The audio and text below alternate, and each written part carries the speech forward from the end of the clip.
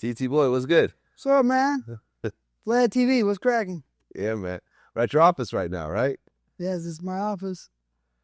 This is Invasive Angles, home of and pioneer of black porno, Latin porn. Yes, sir. So how long have you been in the business now? Going on 27 years. 27 years. Yeah. Okay. And you were how old when you started? 20. 20. Okay. Now, you started out originally as a performer. Yeah. Okay. And so at 20 years old, you jumped in the business. Now, this was a very different type of business back then. This was before Viagra, before Cialis, before any of that stuff. Right. So it was safe to say that the guys back then were a little bit different than the guys today. Yeah. Like, what's really different about the business when you started and now? The difference between the business today and the 80s, is a whole world of difference. In the 1980s, it was very underground, right? Very underground, and the people kept it a very small circle. Yeah. And getting in porno, very difficult. Yeah. To make it in porno is very difficult, but to get into porno, so difficult. But then when you get there, if you don't do well, you're done instantly. You're out. The guys in those days actually weren't hookers. They liked girls. They loved pussy. You had to love pussy back in those days. Otherwise, you're done. You can't be a faker. You can't be a Viagra queen, a bitch, whatever. You had to be a real motherfucker, who likes pussy, not a fruit. You know what I mean? Yeah. And so a small circle of guys always rotated, in the movies because those are the only guys that could do the job, real performers. Like, who were some of the guys that were kind of in the business at the time that you got in? Well, the famous Peter North, Yeah. He's a cool guy. I was a fan of his before I got into business. We became good friends. He used to call me his little brother. Okay. I'll kick his ass, but, anyways, Joey Silvera, well-known, great. He was a very good performer. Let's see, Mark Wallace, Tom Byron, John Doe, Randy Spears, Randy West. Those were the main guys of rotation.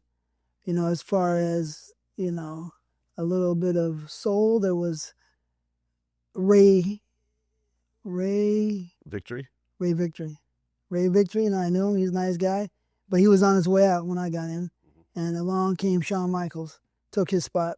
Right. Shawn Michaels was a black performer as well. Mm-hmm. Was John Holmes around at the time that you got in? He was dead. He was dead. Mm-hmm. He died of AIDS. Yeah, he died. In prison. Something like that. Something like that. Okay. But he was like the first male porn superstar. Yeah. Yeah, I think so. From what, I wasn't watching his movie. I didn't really see him too much. So yeah, from what the people say, he was the guy. Okay. So 27 years ago to now, you had sex with how many different women? It has to be over 10,000. 10,000 women. It has to be. Because we recently interviewed Lex Steele, and Lex said that he's had sex with about 5,000 women. How many women do you think you've had sex with in the course of your life? I would have to say maybe 5,000. But he did say in his interview, and you watched this interview because I remember I sent it to you, that at the time that he first started, there was still a little bit of exclusion in the porn industry where certain white girls wouldn't have sex with black guys on camera and so forth. Whereas you're Hispanic, but you look white. So therefore he said that you actually had access to pretty much everybody. In TT Boy's career, he was able to do 100% of black girls and 100% of white girls. Whereas in my case, I'm limited to 100% of the ethnic women, but only the percentage of white women who do interracial. So my numbers are not going to compare to TT Boys, but And the reason why I played down the number to about 5,000 is, if I'm going to be dead up with you. Can you imagine 5,000 people? How many people that really, really is? Yeah. Yeah. I mean, there's a lot of different complications going on, but yeah, I was a performer who wanted to work. I was a performer who could do 5 scenes a day, you know, and I don't think any other performer could do that. So that might be true in different aspects, but to do the work I've done, you got to be a killer. 5 scenes a day, I could do, 20 to 25 days a month, day in, day out, month in, month out, year in, year out. You would do 5 scenes a day with 5 different girls. I mean, not every day, but I'm saying that it could be done. But the average for me to work was 2 to 4 scenes a day. And it's not one girl in a scene. Sometimes it's one girl. Sometimes it's 2 girls. Sometimes it's 3 girls in a scene. But I have done scenes before when there was 30 girls and just me, and 7 girls and me. A lot of 5s and 7s with me. Okay, but what was the most number of scenes you've done in one day? 5. 5 scenes. Okay. So most men couldn't do that. You're wired just a little bit differently than most human beings. Most performers, no performers could do that, really. Okay. Of all the good, strong performers that came around. Like a strong performer could do how many? How many scenes? 2 is common. 3 starts getting difficult. 4 is not going to happen. And you would do 5? I could do 5. I've done 5. You've done 5. Mm-hmm. So how does that 10,000 number come together? It's an average. Okay. You have to average it out. Obviously, I can't name them one by one. Sure. But one time I was in a certain, I was locked up. I was counting down 500, But anyways, we can do it like this. You can say, as an actor, right, I would do sometimes 5 scenes a day when I got really rolling, Mm-hmm. But mostly, 2 to 4 scenes a day. So if you say 2 to 4 scenes a day, and usually 20 to maybe even 30 days a month, sometimes I might work every single day. Okay. Right? And so if you averaged out 1 to 3 girls in a scene, that would be, let's say, split it in half, 1.5. Let's say 3 scenes, right? So that's 5 girls a day. Okay. Right? Times, let's make it easy. Let's just make it low, because it's a low ball. 10,000 is a low ball number. Okay. Because I'm a straight up motherfucker. You know what I mean? So, yeah. All right. So then you 5 girls a day. 5 girls, 3 to 5 girls a day, 20 days a month, right? So let's just say 100 girls a month. Let's just say 60 or 70 girls a month, just to make it even lower than the truth. Real low, you know what I mean? Way lower than the truth. Okay, so let's say 60 girls a month. 720, right? Times 12. Right, and how many years I've been in the business? So that could put me at 15,000 or more. At that rate, you'd be at 19,440 girls. Right. And, in my office, after I stopped being a regular performer, I ran my company. And in my office, in my lobby, sometimes there's 20 to 30 girls every day waiting to get in to see me so they could get some work. Right. And I'm a performer. And I'm a motherfucker. I'll fuck. You know what I mean? So, of course, there was a casting couch. Right. So you're talking 1 to 6 or 7 girls a day. For forever. We used to produce 20 movies a month. So you can imagine. So you put those numbers together, 10,000 is a very low number. Because Will Chamberlain is known for throwing out the 20,000 number. 16 or 17, I guess. That's what I heard. Well, he said he had sex with over 20,000 women. Okay. But he was also a basketball player. He wasn't like a porn star or anything else like that. He actually had a regular job. This is pretty much all you do.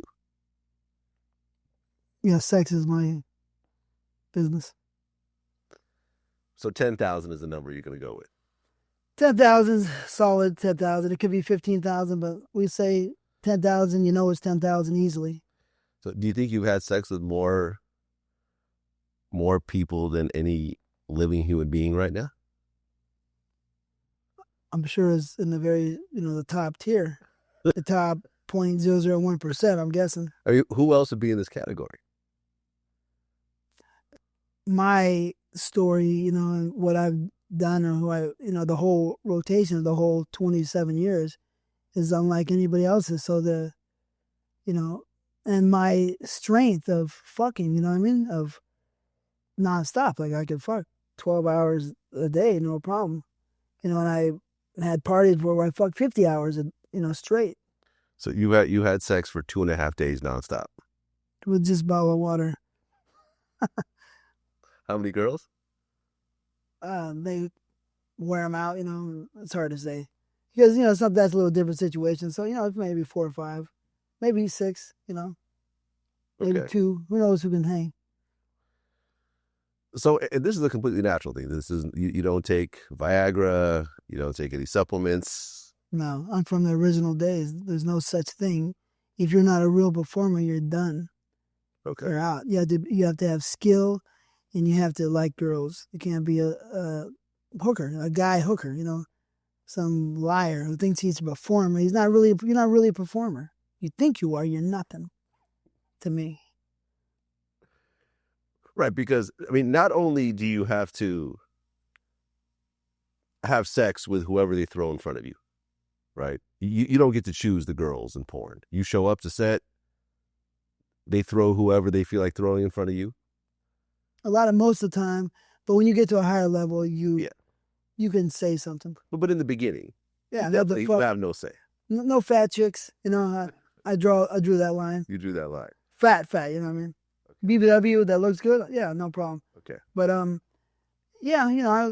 had to fuck old ladies. I had to fuck, whatever. I was a destroyer, so I could no problem. What was the oldest woman you ever had sex with?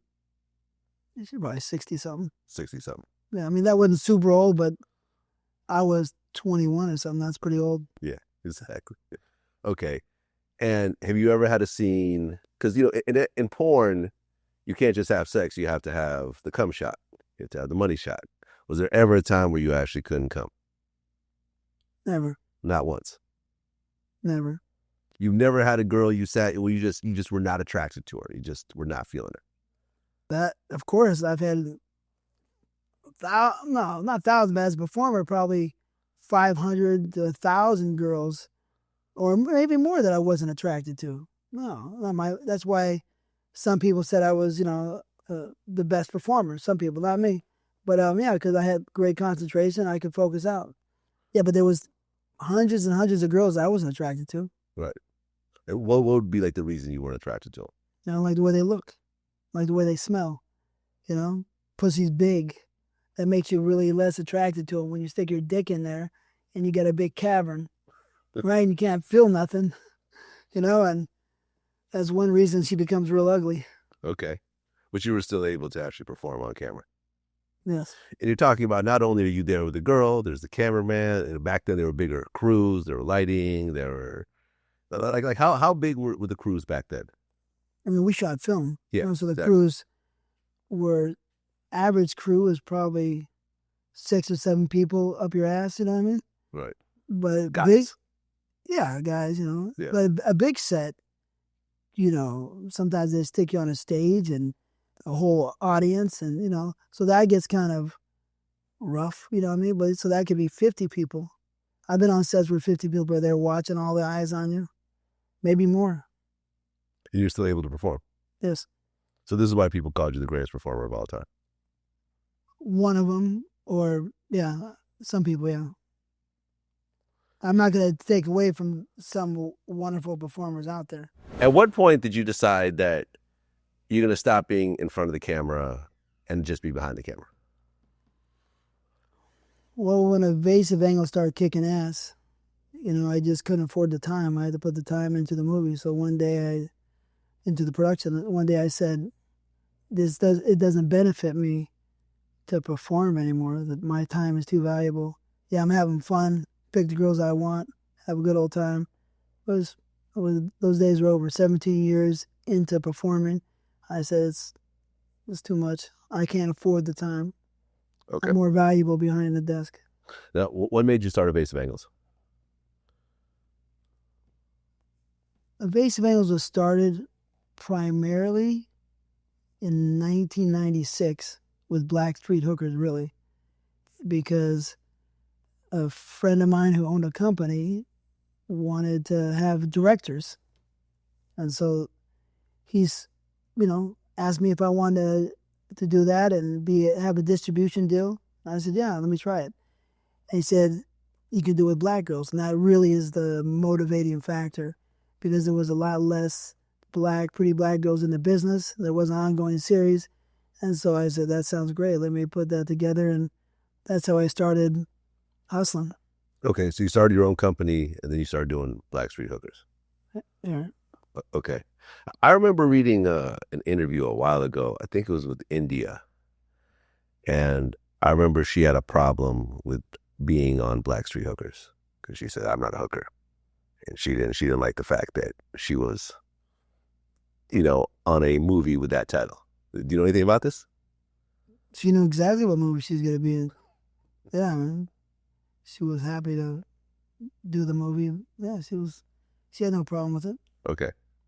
I mean, were there ever problems with girls being in a porn movie and the name being Black Street Hookers and that type of thing? Never. Never.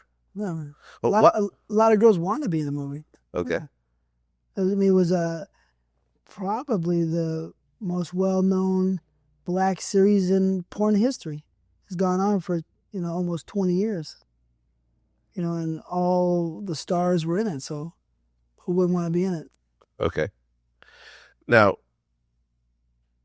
in general, porn is really focused on new girls. Mm-hmm. You have, of course, the porn stars and so forth, the repeat, but it seems like there's a bigger excitement over the new girls. And who doesn't like new pussy? Who wants old pussy? You hit it and quit it. So, with all the girls that are... You like old pussy? No comment. Why do old pussy? Why do girls get into porn? Like, you got, with owning Evasive Angles, doing thousands of scenes, having girls constantly come through here. Why does a girl decide that, something, I'm going to have sex on camera? There's a lot of different reasons why girls will have sex on camera. I think the most prominent factor is money. Right. They need money. They need to pay the rent. They need to buy something. And that's how it gets started. Then you have sex on camera. You see how easy it is, how quick the money is. And you might even like the guy who fucks you. Probably fucks you better than your man fucks you. You know what I mean? Mm-hmm. Or even likes you more. And so then you go, wow, this is pretty simple. Let me do it again and again and again. And then you get hooked and that's it. I heard that sometimes, like, the girls will do a scene, be ashamed of it, like drop out for like a year or so, then come back. Do you see that a lot? I see there's all kinds of different things that happen. Mm-hmm. That could be one of them. They could never come back easily, Their family member could see them and then they feel embarrassed. And, they could ask, please take it off, the shelves, please, take it off, take all the prints and send them back. There's all kinds of things that somebody might ask or might do. You've had that before? Girls asking you to take the movie down? Yeah, take me out, but it's already done. You can't really do much about it. So you've never taken it down? No, this is before, internet. This is when you press a DVD and stuff. It's difficult. Okay. Like for example, I think I was talking to Mr. Marcus a while ago, and he's telling me like the reason why there's not a lot of Spanish girls who do scenes in the U.S. is because of the family structure, and they would have like their relatives show up on the set and it cause problems and stuff like that. Have you ever experienced that? Never.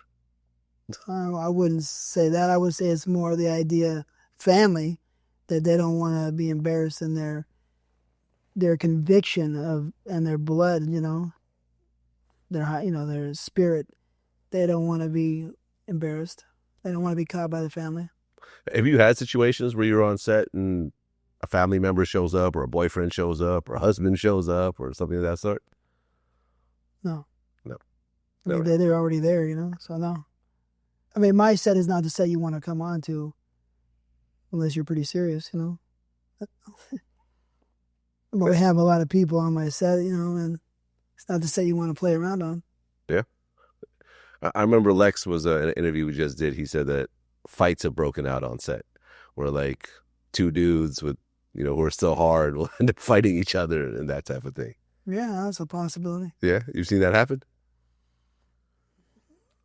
I've seen when I shot Brown around, you know, I want to get a lot of some done, and then an actor's got a soft dick, lazy and lame and piece of, you know, of nothing, you know what I mean? So I say, hey, get your shit together.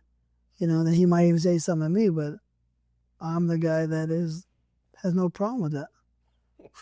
I'm ready to address that, you know? So not too many people really even thought about doing that on my sets. And fighting on my set, you know, when I'm there, you know, is not going to happen very easily because there's a lot of pressure because I'm there, you know, and people know that I'm there and something could happen. Gotcha. But one time there was a fight with Max Black and Mark Anthony on a set. Yeah. They weren't, you know, naked, but that was funny. What was the fight over? I wasn't there, but I saw behind the scenes. Yeah, watch behind the scenes. I'll let you know the title later. Well, Mark playing a game, I guess. Max got mad and he came in and they just started fighting, fist fighting. Yeah. Who won? Well, I think that Mark got him and started holding wrestling, then it got broken up. So probably nothing landed clean. Max didn't land clean probably, and Mark was strong enough to hold him down, and then it broke up. Okay. So nothing bloody. I interviewed Nikki Benz recently, and she said that 85%, well, she thinks that 85% of male talent is bisexual. What do you think? I heard stories, you know, but I don't think it's like that. I don't believe that at all. I don't really believe that. No? I think 85% is way too high. That's what I think. You know, but I have heard a lot of weird stories, you know, but yeah, I think that's too high. Well, this is the new era, so I'm not really around, you know what I mean? Yeah. With, you know, the system. But when I was an actor, no way in hell, in my opinion, there was 85%, not a fucking chance. You had to love girls. If you didn't love girls, you're done. Yeah. You know what I mean? Well, I mean, for example, you mentioned you're friends with Peter North. I'd heard Peter North had done some gay movies under, I believe, a different name. Mm-hmm. You heard about that? I heard about that, but, you know, that was before my time, and, you know, I would say that Peter North, he loves his blondes and big tits. Every time I saw him, he loved the blondes. He's always hunting down the blonde pussy, so I wouldn't even say he's bisexual. I would say no. I would say no. But that he's not part of that ratio. Byron Long has done a gay movie. Yeah, I don't know about him. I mean, I wouldn't think so, but I don't know. I mean, the movie's actually like on like one of the tube sites or something like that. Yeah, I had some. I heard about it. Yeah, I mean, but there is a big difference between gay porn and straight porn. It seems like in general they don't really intermix. Right. All the years I was in the business, if a gay performer came into the straight side, I tried to chase him away because it's not his neighborhood, you know, and they never really combined. Okay. So Evasive Angles has never done any gay films? No, we did one bisexual movie. Really? Yeah, somebody shot in Europe. Okay, so it wasn't even something you shot yourself? No. So you just distributed it pretty much? Yeah, I can't really watch that. We didn't even do any trainings, which was a big market.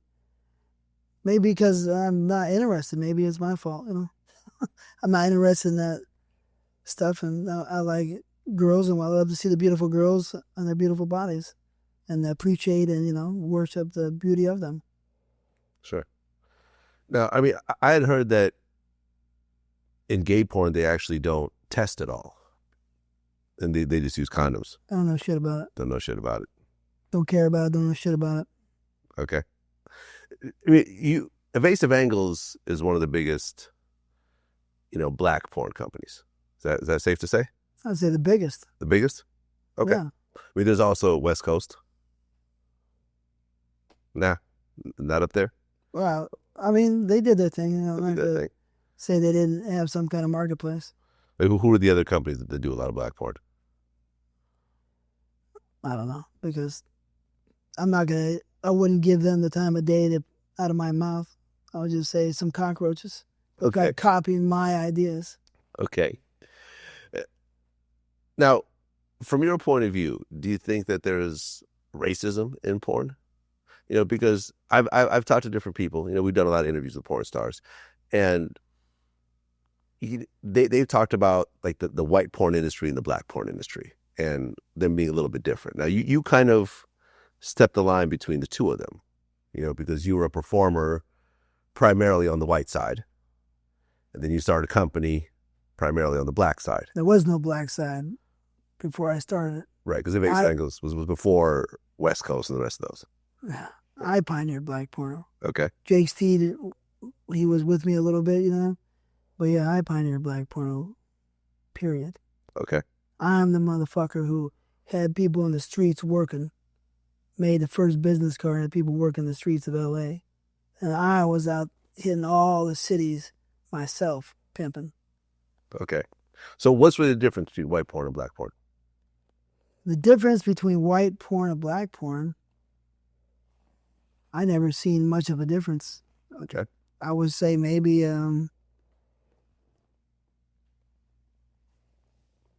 maybe the rates, maybe the rates sometimes, but then I've paid girls equally a lot of times and less and more. So now when a girl's hot, she gets paid, and that's the fact, you know what I mean? So maybe some white girls got paid more sometimes, maybe. Yeah. Well, you had a big thing during, I guess, the 90s where you had, the contract girls. Like Vivid was really big on this, right? But you never did that. No, I never had a contract girl. You never had a contract girl. But they would have, and it was primarily white porn girls. I mean, occasionally, I think Heather Hunter was like a contract girl, but is that pretty much it? Yeah. She was the only black contract girl. So For- in general, it was For a white, Vivid. for Vivid. Right. So primarily, I mean, what was really the purpose of having contract girls back then? How come you never really jumped into that? Because my whole business was based off of brand new girls, new talent, new pussy. Yeah. I might have used a girl twice in, the early days. But in the later days, I did use a girl, almost contract type, maybe 10, 15 times. I used Pinky 15 times, Cherokee 15 times, Roxy almost 15 times, and a lot of girls 10 times, which is similar to a contract girl. So if a girl was hot, we shot her a lot of different situations, and then you could almost call her a contract girl because she worked for like a year for me. Yeah. Probably more than anybody else. Now, Pinky has a really kind of interesting fan base. You shot Pinky a bunch of times? Mm-hmm. Okay. So did she shoot with you first when she first got into porn? Or? Yeah. Okay, so her first ever scene doing porn was with Evasive Angles.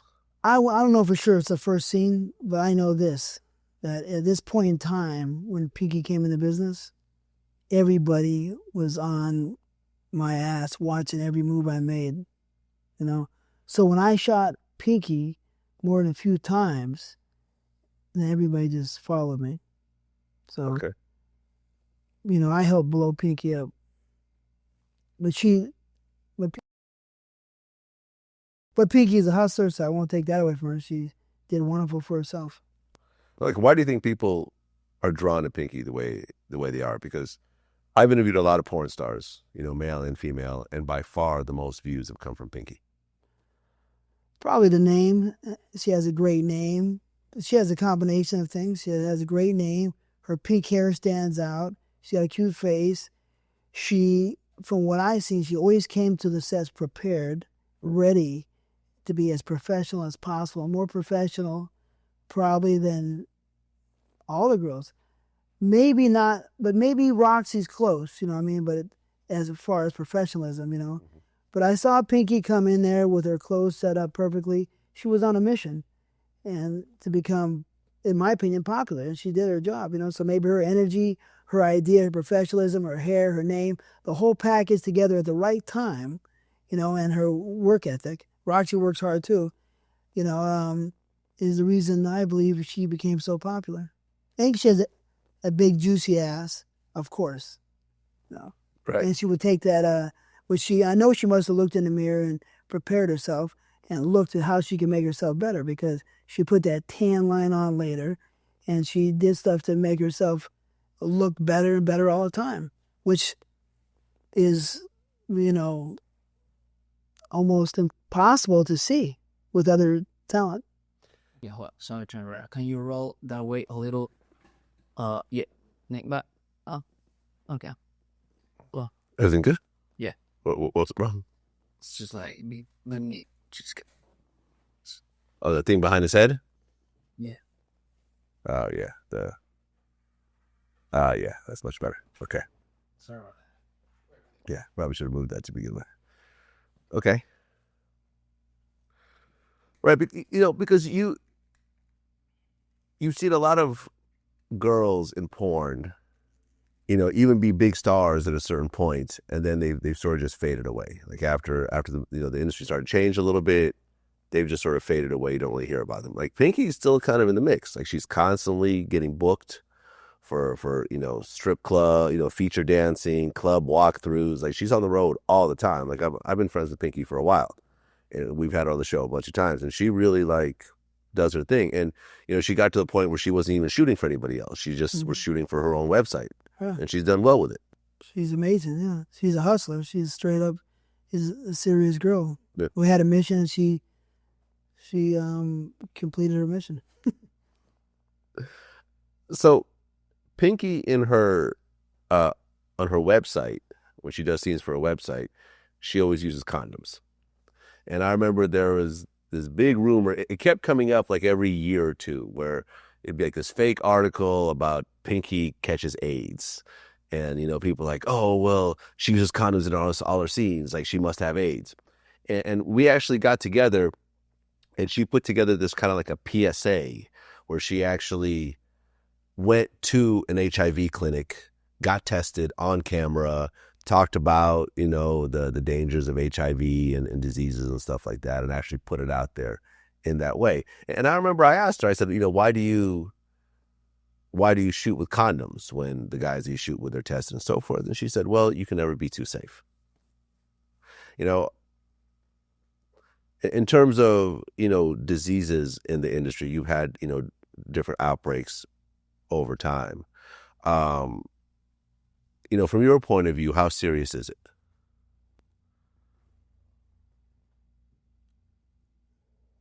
I think that porn has got to be way safer than going out into a club or, meeting a girl down the street and doing your normal thing. Porn's got to be a lot safer because so many people get tested.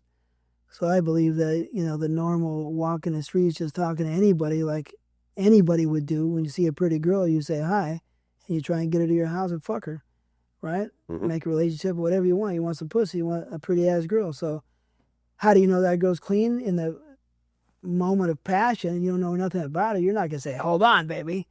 You got to fuck her without a condom. I don't, the most of the people. So I think that porn is way safer.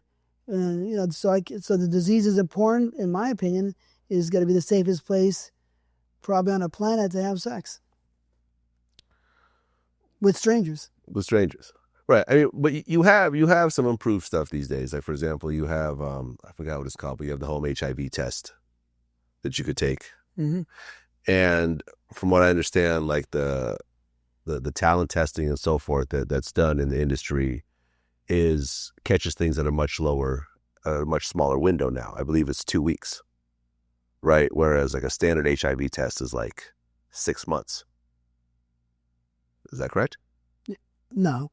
Well, I don't know for sure. I mean, the DNA test is supposed to track stuff 30 days. But I'm not an expert on that, so I can't really comment too much on something I don't know 100% about.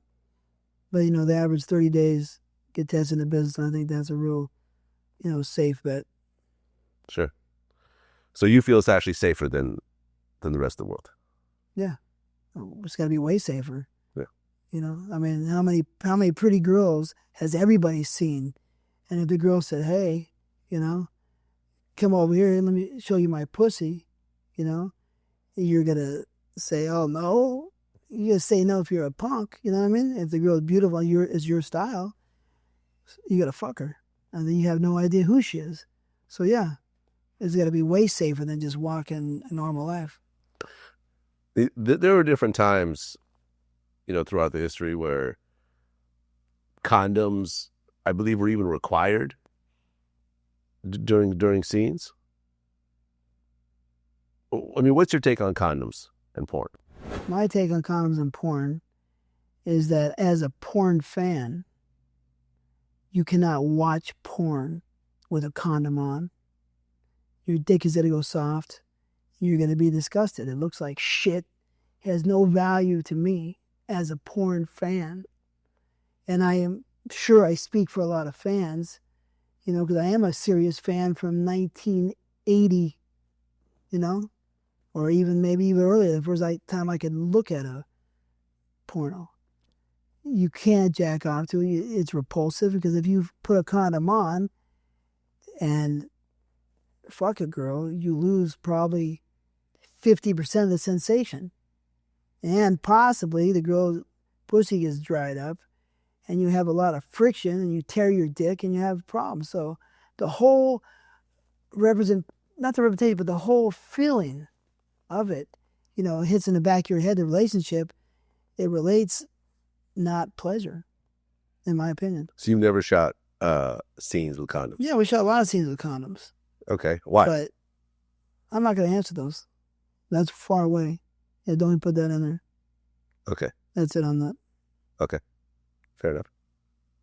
Well, I'm just trying to think of how to finish. The condom, I don't like the condom thing. You want just to take out the condom thing altogether? Probably, you know what I mean? The take on it is showing that it's not, you know, it's no good to see it. You can leave that, but it's a very touchy situation. You know what I mean? Okay. You understand. Okay, I understand. I'm just trying to think how to, if we cut out that last part, like how are we going to like sort of close it out? You close it out with some fun and happiness, you know? Okay. You know, something positive towards me and towards everything. You know? Okay. So you feel from a fan's point of view that they just don't want to see condoms? No. If they know that you're a condom company, they're not going to buy the movie. I mean, but there were, I forgot, was it Reality Kings or Brazzers or something like for a long time? I'm not sure if anymore, but I remember when they first were starting, it was like all condoms. I don't care about those guys. They can suck a dick. You did an interview a while back, and you said you despise porn, but you love money. I despise porn? Let's take a look at this. Let me see if this is accurate. Hold on. Okay, so it was an interview. Someone named Monkey. Any idea what this is? This is a while ago. And they said, this brings out, they're saying, that brings up an interesting point. I've read that you once said you despise porn but love money. What about the industry do you hate? You said fake whores who think they're the shit. You know, the business can make you real bitter towards women. It draws the worst kind, you know. No, I never did that interview. Some fucking rat, fucking cockroach. So many out there that put stupid shit like that up there that I never said. I love porno. I love the business. And I feel very, very fortunate to have been a big part of this business. And a person like that I would smack the fuck out of because it fucking pisses me off. So many rat motherfuckers out there that think they can get away because they're hiding behind a motherfucking computer. So fuck that motherfucker, no. I did not say anything like that. I love porno. Okay. And there's people, you know, that put these things online and get away with it. Bullshit lies. Make me very offended. Well, being that you've done porn so many times, and you also have the whole casting couch and stuff like that, how do you really separate yourself out between the sex part and the emotional part? Because ultimately, you're dealing with a human being, and you're a human being yourself. Have you ever gotten in situations where you really fell for a girl that was on the casting couch or you did a scene with or something like that? Listen, here's what people should know. That when you fuck a girl with bomb pussy, you're going to be in love for a certain amount of time. And that's all you can say, you know? You got a girl with some shit pussy, don't give a fuck. But you got a girl with some bomb pussy, however long that pussy effect will last on you. You know, so the next time you fuck her or the next time you fuck her, you know, that's how long you'll be in love with her. If it's the best pussy. So you've fallen in love with pussy before? Yeah, of course. But then I fall out of love with the pussy pretty quick. Really? She opens her mouth too quick, you know, and she acts like a dumb bitch. Instantly, I say, it's just another pussy. Okay. So that just snaps you out of it right then and there? Snaps everybody out of it. Well, Sure. but what if... Well, normal, good guys, you know, tough guys. Clint Eastwood, you know, Charles Bronson. Okay, but I mean, what if she doesn't say anything stupid? What if she's just a cool chick with bomb pussy? Well, then you might have a problem. You've gotten caught up before? Huh? You've gotten caught up before? I got caught up a lot of times. I've been fucking chasing girls down, breaking into their house in the middle of the night. You've broken into girls' houses in the middle of the night? Well, some girlfriends' houses. Yeah, you get caught up, of course. Okay. I broke into my girlfriend's house in the middle of the night when she was 16. No, when she was 15. I was 17, yeah. Okay. Put a gun to her family's head. And, you know, then I left. They were sleeping. Also, they didn't even know there was a gun in their head? Did she know? I told her later. How did she react? Because her mother was a bitch, was racist or prejudiced towards a Spanish guy. And so I could, you know, I was smarter than her dumb mother. I remember you had said something to the effect of good pussy has evil energy. No, I wouldn't say that. There is good pussy that has evil energy. You know what I mean? But not good pussy has evil energy. Okay, well, I would say that evil pussy can get you caught up, can get you mesmerized and probably go straight into your blood and into your brain and get you squirrely easily. And that is from the pussy that has been tampered with. So tampered with pussy, you know, has the little magic on it. If you dare fuck with it, you better be strong, because a lot of men have committed suicide with that pussy. Factual. Okay, what do you mean by tampered with? You know, maybe tamper with before it was ripe. Tamper with before its time, maybe. You're saying that if pussy gets tampered with, it turns evil. It can turn evil. Okay. But not really evil. It just has a possible, if you consider it evil, but it becomes more powerful.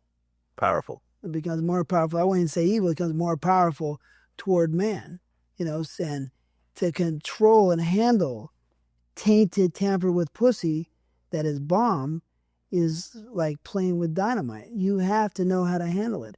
If you don't know how to handle that, you will get blown up and possibly die. And I mean die. Yeah, I mean, I've had some crazy situations in my life. Both me acting out and other men acting out towards me over pussy. I've definitely experienced that. Mm-hmm. There's been violent situations. There's been, you know, some near-death situations. Mm-hmm. Luckily not on my part, on someone else's part. Yeah. But yeah, I mean, I know what you're talking about. So you've seen people kill themselves? Well, I've known, you know, there was a friend, not a super friend, but he was, you know, acquaintance of actor in the business who was messing with tainted pussy, and he blew his head off right in front of her door. You know, and I knew somebody who ran into a brick wall because he was messing with tainted pussy and died. His last words were, "Tell her I love her." And so to the deathbed, you know. Tell her I love her, and then he killed himself. No, he already was dying when he said that. Oh, wow. But, you know, the people don't know what they fuck with sometimes. You don't know what drug you're going to take, how powerful it is. Well, especially if you're not very experienced. If this is like, you haven't gotten a lot of pussy and you suddenly get some tainted pussy, it could could fuck you up pretty badly. Yeah, he gets inside you and works you over, and you gotta be careful. So you had that happen to you. Sure. I remember there was that famous scene in Boogie Nights. Remember when I guess Nina Hartley was messing around on, I forgot who the actor was, and he just went and killed himself in front of the whole party. Yeah, I mean, that wasn't the tainted pussy. That was just the version of the director probably taking that part out of a New Yorker article and making it his own way. So that movie had, in my opinion, about 5% reality. You saw it? Of course, yeah. Okay. Was there a character? Were you in that movie as a character? You know, a fictitious character? I don't think I was in the movie as a character, but they might have taken out a story they read, you know, saying that I tried to fight people, you know, like Mark Wahlberg acting like he's gonna fight the director, you know, and he pushes him like he's a punk. So maybe they took that out thinking I was a punk, but you know, I had a lot of street fights, and that's not me. But you know, some guy reading articles and thinking he knows the business, I mean, he don't know shit, you know, making his own little fantasy, and he can get away with it, and people like it. So what can you do? I believe. Well, now, your business was based on new girls. Now, how many of these girls did you actually recruit yourself versus were brought to you by third parties? Well, in the beginning days, I recruited the girls. So Okay. I recruited probably about, 25 to 50% of the girls in the beginning. Okay. But, I started getting people out there working for me. Okay. So give me an example of how a girl gets recruited by TT Boy. You want me to do a little game? I don't want to do my game, but I would, Explain. be nice to her and Okay, so she can make easy money. And, okay, so sorry to interrupt you, but how does a typical girl that ends up in an Evasive Angles film for the first time, how? now, I mean, Well, no, back then, like how did you usually meet her? Was it just driving down the street? Was it a restaurant? Was it an acquaintance, a party, a club? I just see girls, in the nighttime, some places walking around, or I've recruited girls, at clubs. Yeah, I mean, I've recruited girls everywhere. Just talk to them, try and be nice to them, and money is a big factor, Okay. And if you're nice and if you fuck them first, then for sure they're gonna do a movie for you. Okay, so you meet a girl, let's say at a club. Do you introduce yourself as TT Boy, the porn star? No, never. Never. So you're just a guy at the club. I mean, you're talking 20 years ago, 18 years ago. I don't pick girls up, to do movies. I did that for like a year and a half, 2 years. I had everybody else working for me after that. So that's not, that's not the way it was working.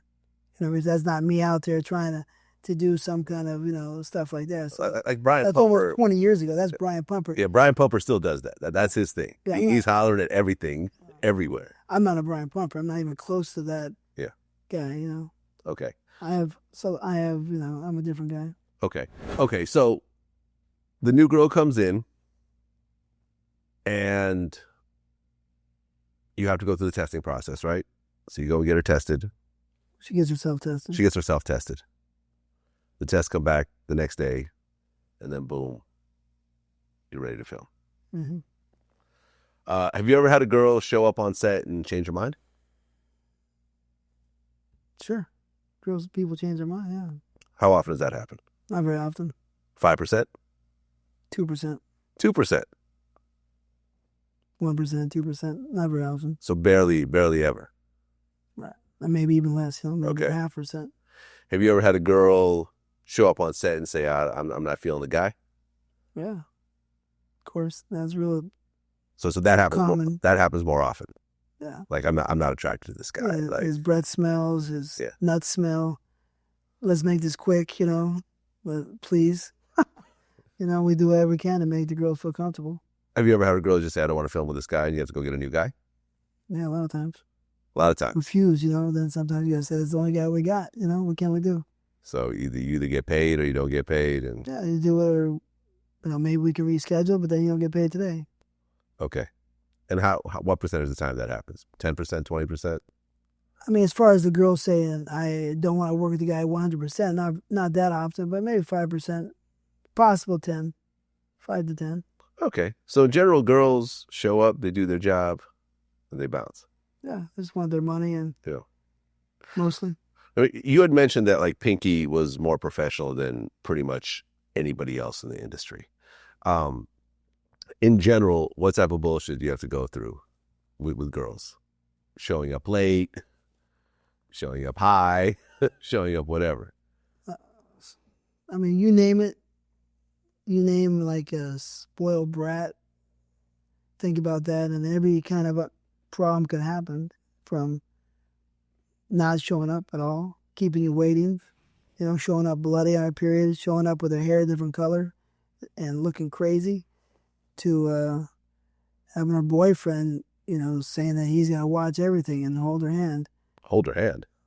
Pretty much, practically, Yeah. And, and the girls just making funny faces when they're getting fucked, to just a total immature, unprofessional experience. Everything you could think of could happen. Now, do boyfriends show up on set a lot? Yeah, sometimes. And are there ever any problems for the boyfriend? Thinking that he's cool with watching his girlfriend fuck someone else? No, usually they're pretty cool, Yeah. Guy's usually strong. If he's got to come to the set, most of the guys, I see like the black guys could be more strong with it, Black men are stronger about that. Maybe the white guys, maybe they can break down easier. I think they break down easier and get more sentimental. Have you had a guy just break down on set, like a boyfriend just not be able to take it, start crying, or? Sure. Really? Yeah, I mean, I myself have broken up relationships by fucking the shit out of a girl, and that's the guy that flips out. Really? Oh, through my history of porn, I'm still having a lot of times. Okay, guys want to fight you? I can't remember the guys who want to fight me like that, because of that. I can't remember that. I don't think so. I feel you. You've seen the video with Christ Bearer, the guy that cut off his own penis. I mean, I didn't see the video. I just read the article. Oh, you read the article? Okay, you never actually saw it. Okay, cool. We'll skip it. There's a rapper named 2 Chainz. But before he was called 2 Chainz, his name was Titty Boy. You ever heard of this guy? 2 Chainz, yeah, I heard of 2 Chainz. You heard of Titty Boy? Mm-mm.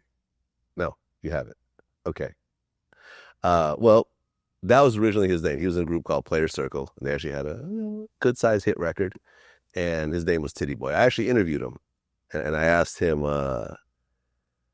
what the name meant, because I said, was it a boy that likes titties? He said, nah. He goes, otherwise I'd call myself Pussy Boy.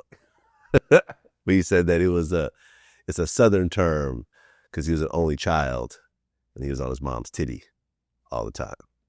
Hence the name Titty Boy. But I guess the name like Titty Boy, he couldn't really go mainstream, so he changed his name to 2 Chainz. Now, I've always found it interesting that Titty Boy sounds so close to TT Boy. Yeah. Sounds like it, but that's not, No. So what does TT Boy mean? TT Boy is abbreviation for Troy the Boy, because my name is Troy. Troy the Boy. I had it since I was young. And so you abbreviate, you got TT Boy. Simple. Yeah. Why? Like a gunslinger. Okay. Billy the Kid, TT Boy, Troy the Boy. Troy the Boy. I'd heard that it was like you were playing around on a Commodore 64, and you had to put in like a screen name, and Troy the Boy didn't fit, so TT Boy. You heard that? I heard that. I was playing on a what? I found this weird article, man. Hold on, let me see if I can find it. See, another fucking stupid fucking punk talking no shit. Fucking people. It was this weird article about how you got the name. I guess so you were messing with some guy's sister before you got into porn? I guess you lived with them at some point, and they did this whole kind of no, all this is bullshit. I got Troy the Boy when I hit Tombstone, Arizona in 1981, 82, when I saw all the wanted posters because I wanted to be a gunslinger. Mm-hmm. You know, I used to practice quick drawing every day, right? Mm-hmm. So I could shoot down the bad guys or whoever. Yeah, I think in the same article they said something about you shooting like a road runner out of a moving car or something like that. Yeah, well, yeah, I mean that I read that article. Yeah, and that article was from the girls. And that was the brother of the girl who I broke into their house. Okay. And put the gun to their head. Right, that's what I'm talking about. But I never, no, he don't know what the fuck he's talking about.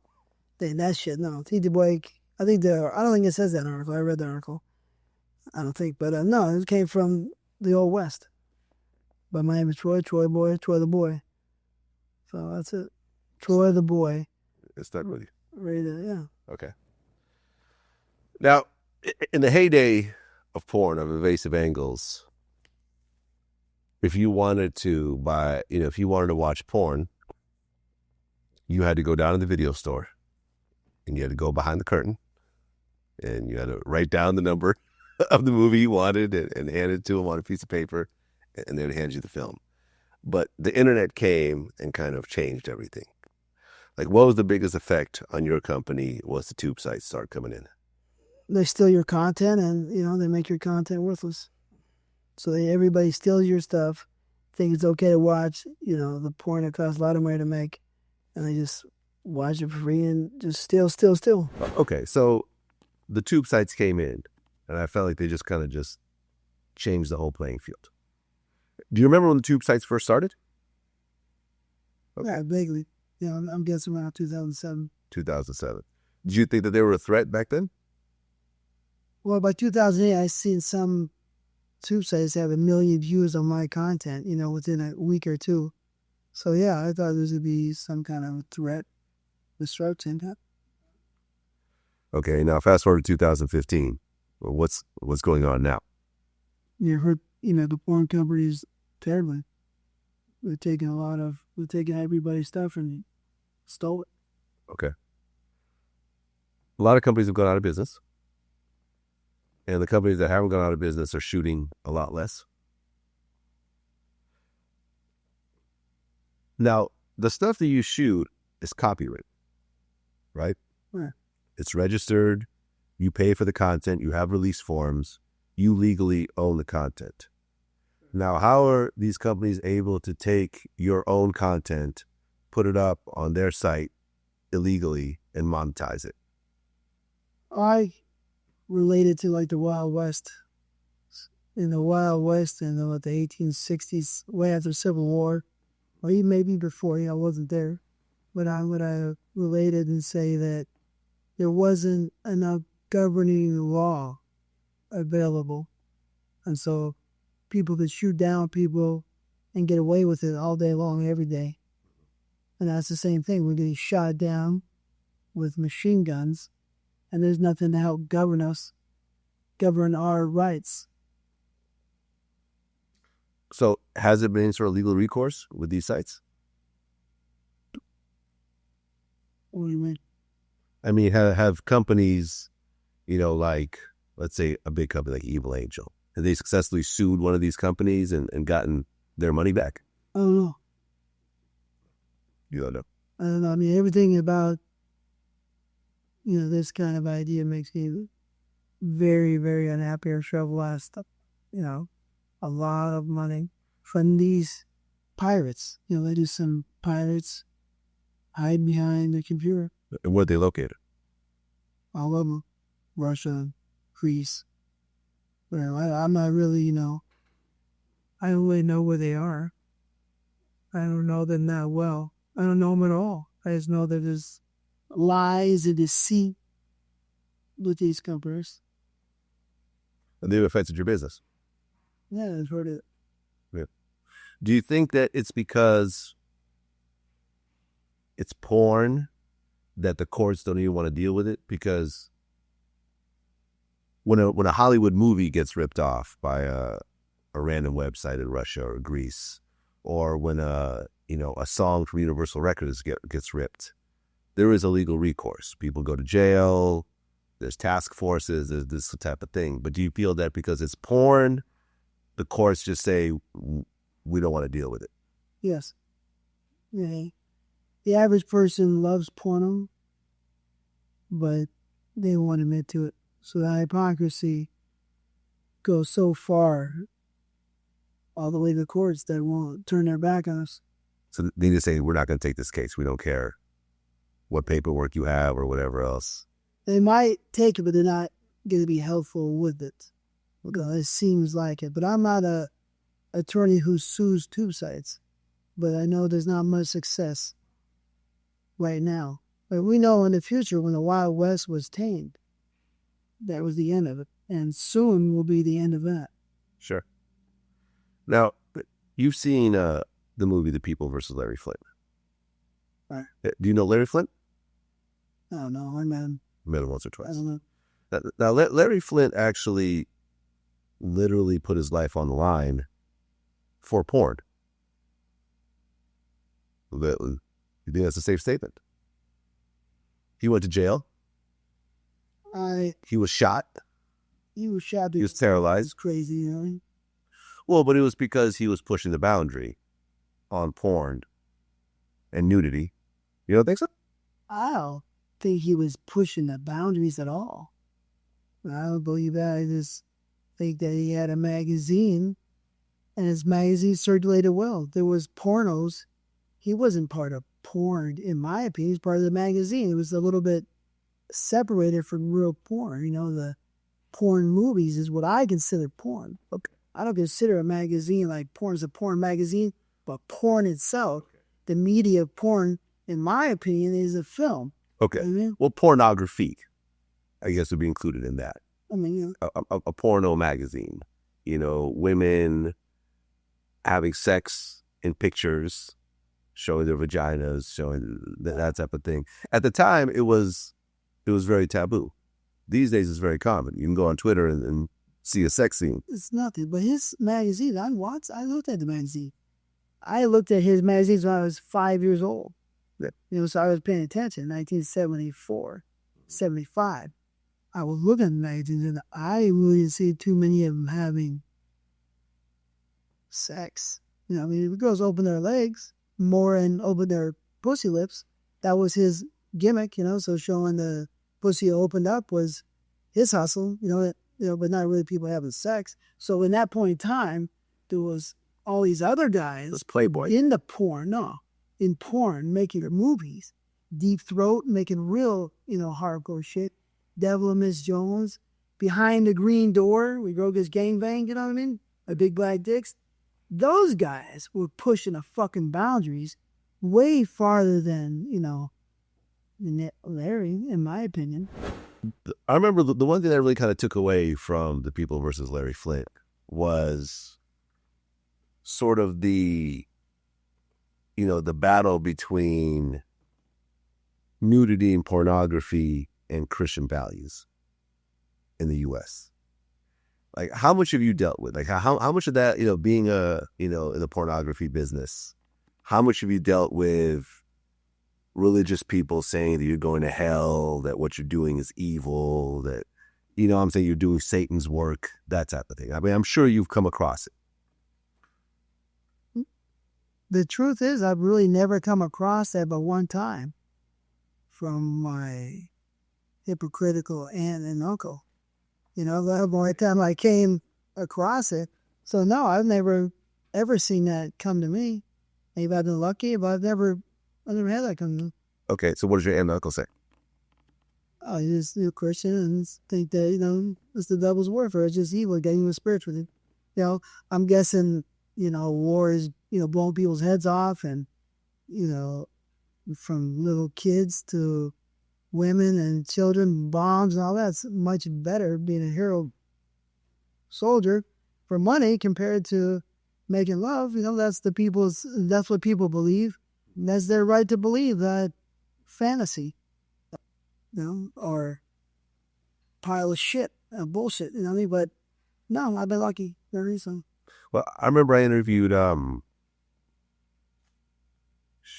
what's his name? The dude with the gun tattoo. Wilson. Yeah. Okay. I remember I interviewed Wesley Pipes, and he told me something that was kind of interesting. He said, "We all do porn. Everyone does porn. There just happens to be cameras when we do it." Do you believe that?